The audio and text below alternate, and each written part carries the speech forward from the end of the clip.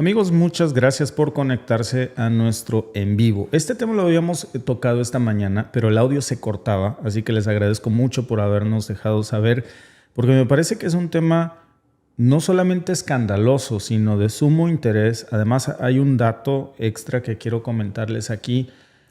Y miren, es otro escándalo que acaba de explotar entre Ucrania y la OTAN, un país miembro de la OTAN. Hablamos de Polonia y esta vez no se trata solamente de un desacuerdo diplomático, no es una diferencia en el apoyo militar, es algo más profundo. Podría incluso ser, por lo menos para Polonia, el hilo más delgado por el que se podría romper esta alianza. Hablamos de un tema que está escarbando en heridas históricas muy profundas, en masacres que marcaron la relación entre Ucrania y Polonia y que ahora ya se están colocando de nuevo en el centro del conflicto actual. No es que esto sea nuevo, es que la OTAN se había querido voltear a otro lado y miren, déjenme mostrarles porque la nota como se quiere presentar hoy, pues es, digamos, por decirlo menos, muy ligera. Ahí la están viendo, pero tiene un contexto terrible, claro, es muy ligera cuando se trata de presentar esto en los medios occidentales. Pero la verdad es que Polonia y Europa saben lo grave que es esto. ¿Cómo inicia esta situación que podría ser la tensión que rompa las relaciones de un país tan importante, miembro de la OTAN, con Ucrania? Zelensky puede decir que es una traición, pero a mí me parece que Polonia está traicionándose a sí misma si sigue por donde va. Resulta que Zelensky en una conferencia que dio en Kiev desató toda la furia de Polonia porque insinuó que el apoyo militar y económico que Polonia le estaba dando era insuficiente. Dice que Polonia no ha hecho lo que debería de hacer por Ucrania. ¿Cómo puede Polonia, que es un país que ha sido una de las víctimas más grandes del neonazismo ucraniano, ahora apoyar a un gobierno como el de Zelensky, que glorifica a los neonazis que cometieron esos crímenes tan atroces en Polonia? Ese es el centro del debate. Ahora, miren, no me confundan. Como les decía yo esta mañana, no estamos diciendo que todos los soldados ucranianos son neonazis, pero que sí que hay grupos muy poderosos que están cobrando cada vez más fuerza y que están poniendo el dedo en la llaga. Y ya no es uno ni dos, y tampoco son grupos pequeños. Miren, no es para menos el hecho de que Polonia hoy esté a punto de romper ya con Zelensky, de cargar contra él, porque ya de por sí la relación que existía entre Polonia y Ucrania era muy tensa. Pero cuando hablamos de esto, de una masacre que sigue doliendo en Polonia, que es la de Volyn, que es lo que está tensando de nuevo las cosas, no estamos hablando de un pequeño conflicto, no hablamos de una disputa fronteriza entre Ucrania y Polonia. Amigos, estamos hablando de algo que hoy Occidente no quiere que recordemos o que sepamos de la historia ucraniana. Hablamos de un genocidio, hablamos de una limpieza étnica en toda regla. Cuando recordamos esto que sucedió en la masacre de Volyn entre el 43 y el 45, esto pasó durante la Segunda Guerra Mundial, en lo que era la región de Volinia y Galicia, que hoy forma parte de Ucrania, y ahí es donde el ejército insurgente ucraniano, que es conocido por sus siglas como la OUN-UPA, bajo las órdenes de un personaje totalmente oscuro, hizo una de las masacres más grandes en contra de los judíos polacos.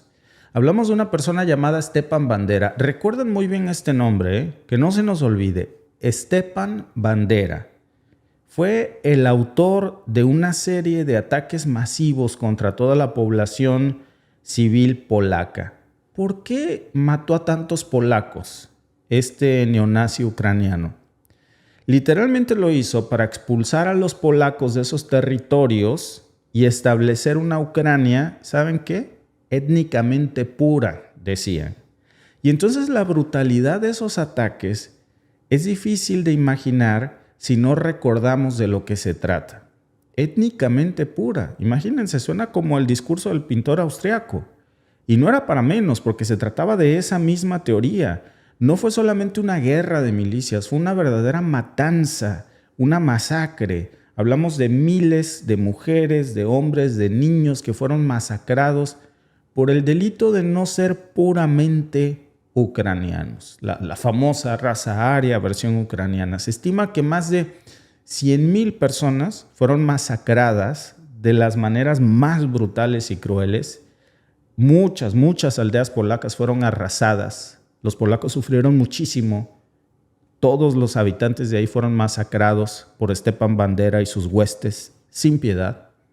Otros fueron asesinados en sus propias casas, fueron quemados vivos, incluso los niños. Fueron mutilados de manera indescriptible.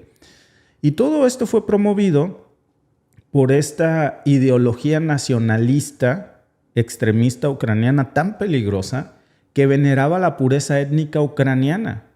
Ese es el legado de Stepan Bandera.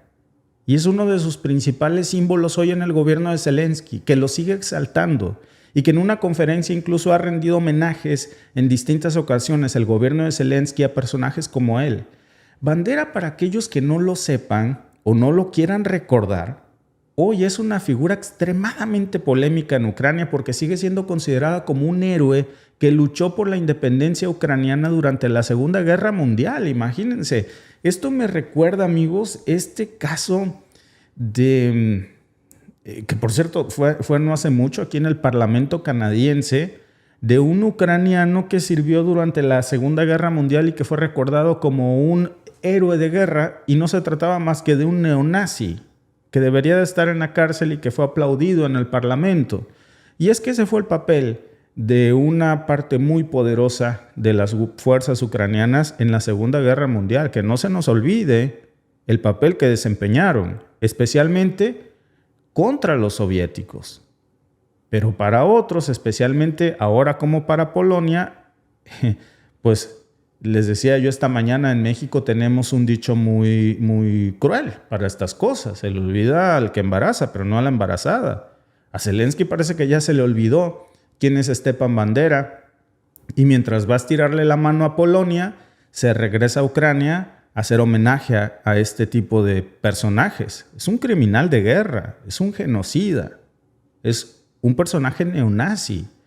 Y es aquí, amigos, donde las cosas se están complicando mucho, porque mientras que Ucrania sigue honrando el legado de Stepan Bandera, Polonia lo ve no solamente como un símbolo de las peores atrocidades cometidas contra su pueblo, sino como un insulto, porque Zelensky, claro, le reprocha a Polonia que no está haciendo lo suficiente, y por otro lado, hace homenaje a su gobierno a este tipo de personajes del nacionalismo extremo que representa Stepan Bandera, que pues no ha desaparecido con los años. De hecho, no solamente no desaparece, muchos sectores de la sociedad ucraniana lo siguen exaltando, y hay grupos modernos que siguen con el legado de Stepan Bandera. Cuidado con esto, ahora con armas de la OTAN, con fondos de la OTAN y empoderándose cada vez más.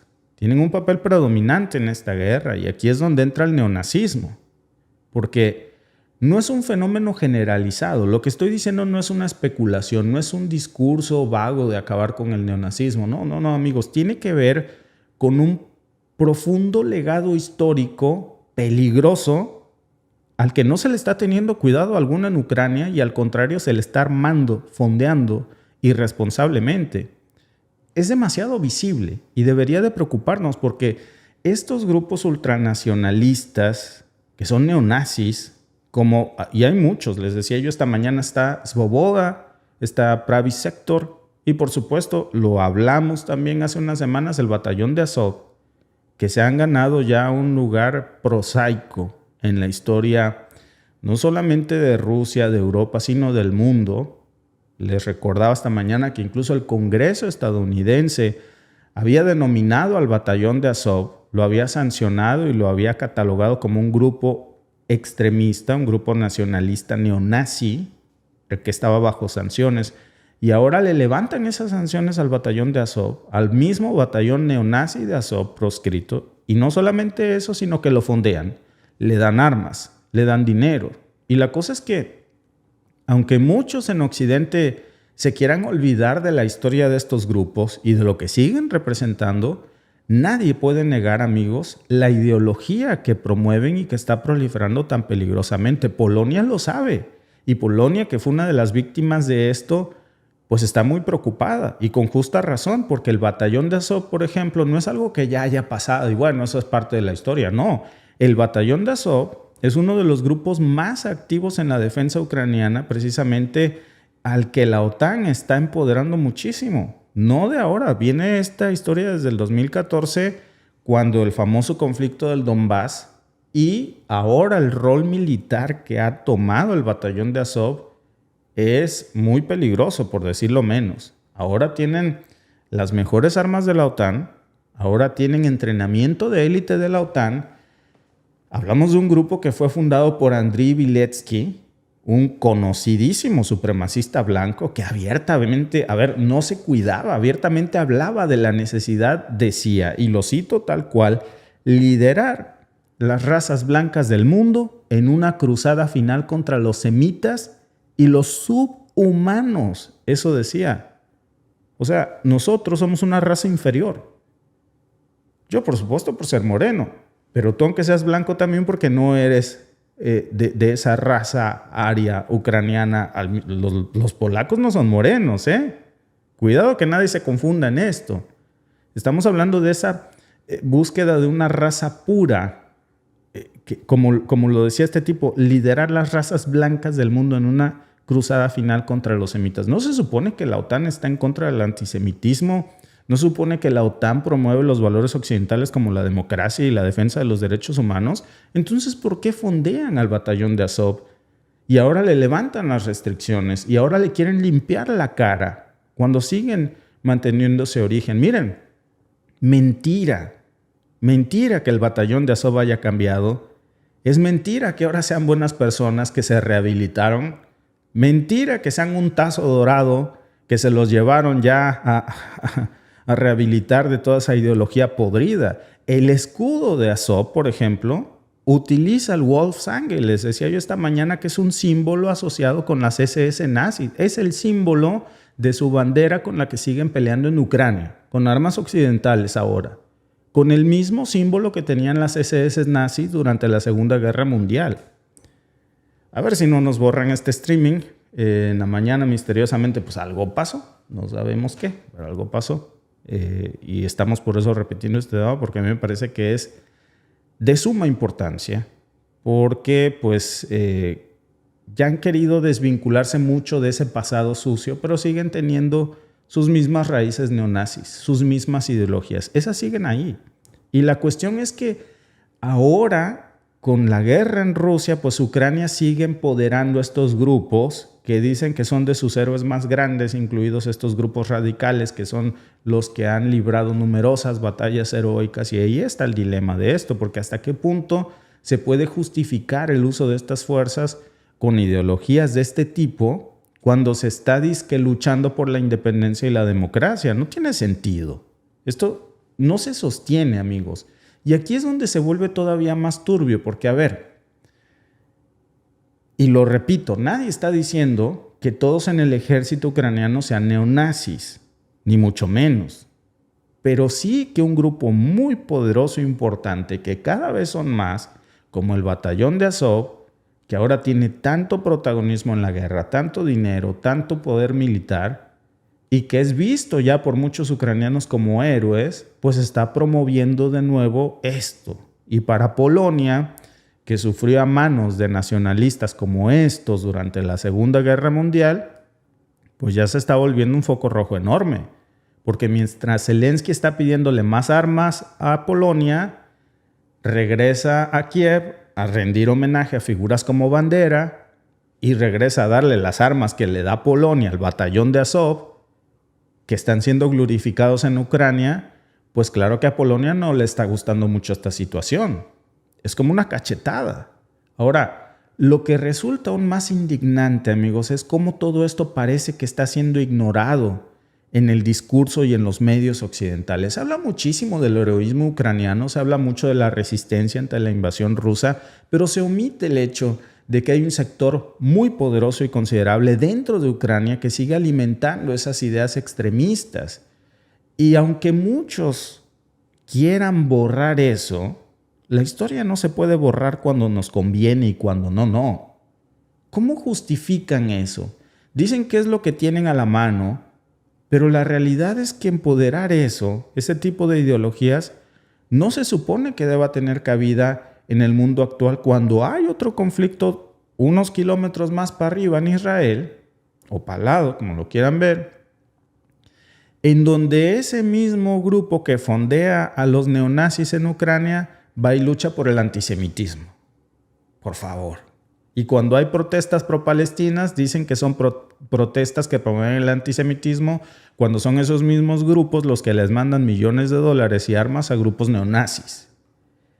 Volviendo al tema de la masacre de Volyn, que es lo que más está incomodando a Polonia, después de todo lo que pasó, hablamos de más de 100,000 polacos torturados por los grupos liderados por Stepan Bandera.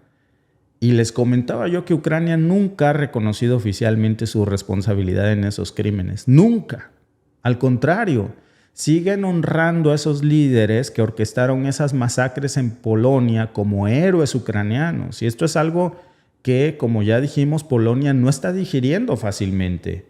Y tienen toda la razón en exigirle a Zelensky una disculpa pública. Incluso figuras como Stanislav Tsitka están presionando muchísimo en estos momentos para que Ucrania reconozca públicamente estos crímenes de guerra como una condición para poder seguir recibiendo ayuda militar polaca.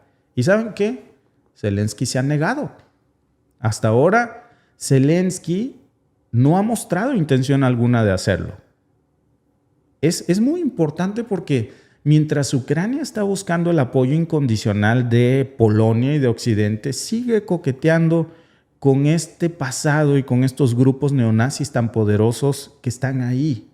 Y aunque para muchos ucranianos Stepan Bandera y otros nacionalistas son símbolos de heroísmo y de resistencia, la verdad es que a Polonia no se le olvida, y menos a los judíos polacos y a los judíos del mundo. No se nos debe olvidar, seamos judíos o no, debemos de recordar que son verdugos, que son asesinos y que ahora a sus descendientes ideológicos los estamos rearmando.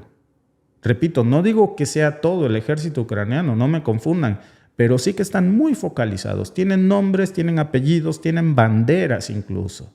No solamente el batallón de Azov, hay muchos más, se los voy a decir en un momento, pero ahora, por supuesto, está esta controversia. Ahora, ¿por qué Varsovia no ha parado de darle armas a Ucrania o no le ha puesto la condición de yo no te voy a dar armas hasta que no me asegures que no se las vas a entregar a ninguno de estos grupos neonazis como el batallón de Azov? Y aquí es donde entra la geopolítica.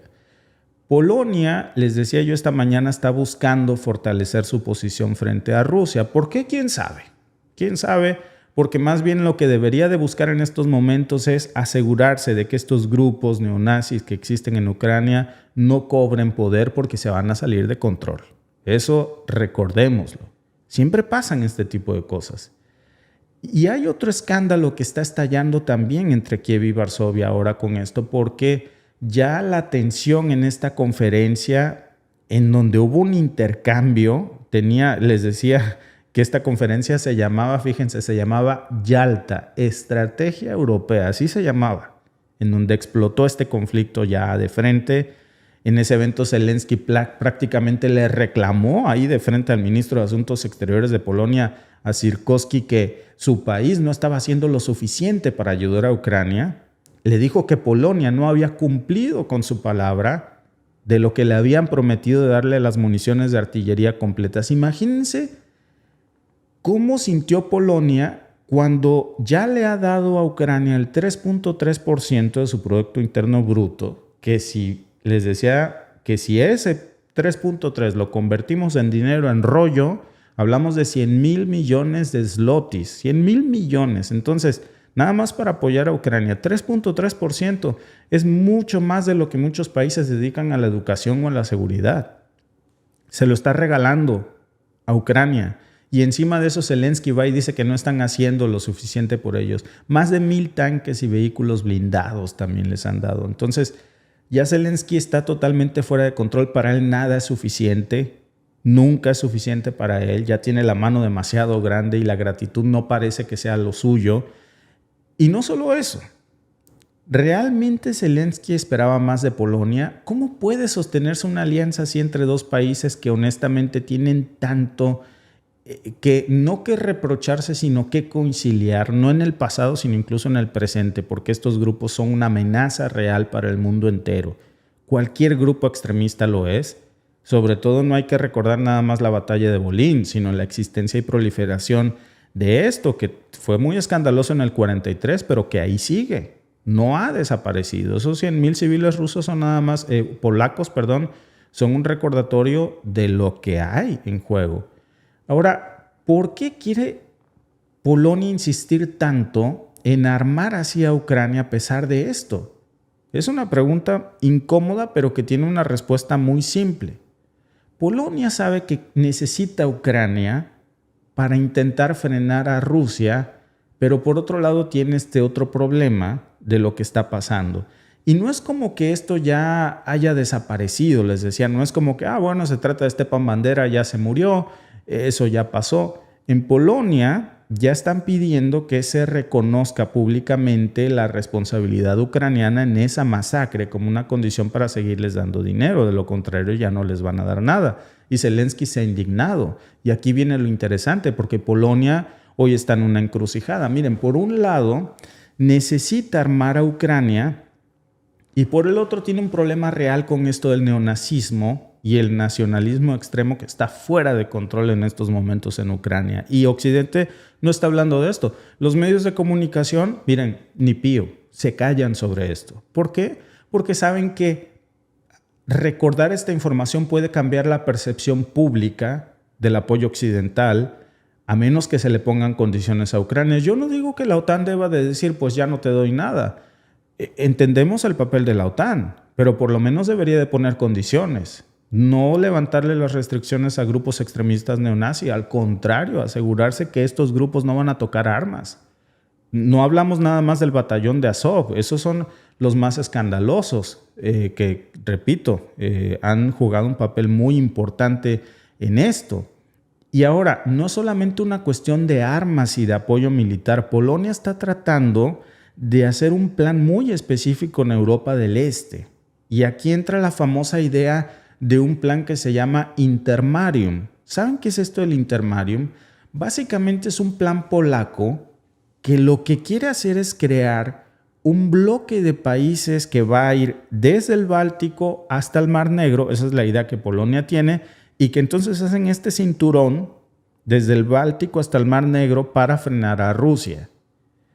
La cuestión es que si Ucrania no está dentro de ese cinturón, el plan no funciona. Entonces, ahí es donde entra la posición clave de Ucrania y ahí es donde Zelensky se está aprovechando. Saben que se necesitan mutuamente, al menos por ahora, pero la cosa es cuánto tiempo más van a poder mantener esa fachada de alianza inquebrantable a costa de seguir armando así a grupos nacionalistas que son una bomba de tiempo. Y todo esto está pasando mientras Rusia está observando desde lejos, en donde estamos viendo cómo cualquier grieta en el frente de ambos lados está siendo utilizada, y Polonia ha encabezado este, digamos, escandalito que pueden ustedes ver ahí, que pues terminó en una verdadera discusión, una muy acalorada, apenas hace unos días. Por cierto, y creo que es muy importante ahora la encuesta del día, que la hemos actualizado, porque ahora que hay más conocimiento sobre este tema, me parece que la pregunta obligada que tenemos todos que hacernos en este momento, pues es precisamente cómo debería Polonia responder a la negativa de Zelensky sobre Volvín. Debería de romper con toda alianza, debería de exigirle una disculpa pública o de ignorar y seguir adelante. Los invitamos sobre todo a que nos dejen aquí su comentario en el chat. ¿Cuál de estas opciones creen ustedes que sería la más adecuada para que pues se hiciera finalmente algo aquí? Y bueno, si me permiten, déjenme leer algunos de los comentarios. Miren, dice Fermín Ramírez, con razón Polonia está preocupada. Pues sí, Polonia está preocupadísima. Polonia está preocupadísima por esto y no es para menos. Es más, no solamente debería de ser Polonia, amigos, debería de ser el mundo entero. El mundo entero en estos momentos debería de estar preocupado porque, repito, no estamos diciendo ni insinuando que toda Ucrania sea así o que todos los soldados ucranianos sean así, pero sí estamos diciendo que son grupos muy poderosos. ¿Qué creen ustedes que pasa cuando estos grupos, como el batallón de Azov, ganan tanto poder y dinero y se les exalta porque ganan algunas batallas en el frente o porque aunque las pierdan, tomaron un papel heroico para la defensa de esos lugares? Lo que queda no nada más es exaltar el papel heroico de ese batallón.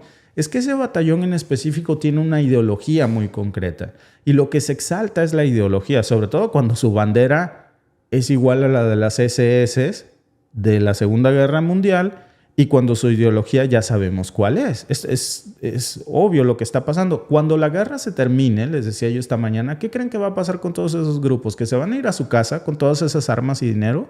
Por supuesto que no.